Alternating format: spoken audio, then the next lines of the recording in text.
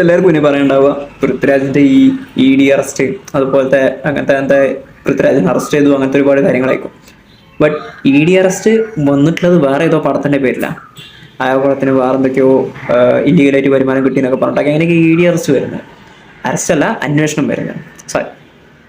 അപ്പോൾ ഇത്രയും കാലം ഈ പടം ഇറങ്ങിയിട്ട് പോലും ഇതിനെക്കുറിച്ച് അന്വേഷിക്കാനോ അല്ലെങ്കിൽ ഇതിനെക്കുറിച്ച് ഒരു തുമ്പും പേർക്ക് കിട്ടിയിട്ടില്ല. അപ്പം നമുക്കറിയാം ഏത് പടത്തിനെ കുറിച്ച് ഇവർ റെഫർ ചെയ്യാൻ വിചാരിക്കണം എന്നുള്ളത്. അതായത് ഇനി എമ്പുരാൻ ഇവർ പറയാണെന്നുണ്ടെങ്കിൽ അതിന് വേറെ പ്രൊമോഷനായി, വേറെ പ്രൊമോഷനും അതുപോലെ തന്നെ അറിയാത്ത ആൾക്കാർ ഇതിനെക്കുറിച്ച് ചകച്ചുണ്ടാക്കുകയും ചെയ്യും.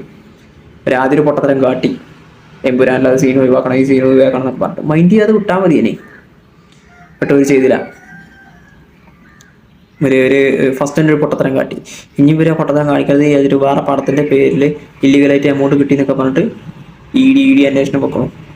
മറ്റൊരു പൊട്ടത്തരം.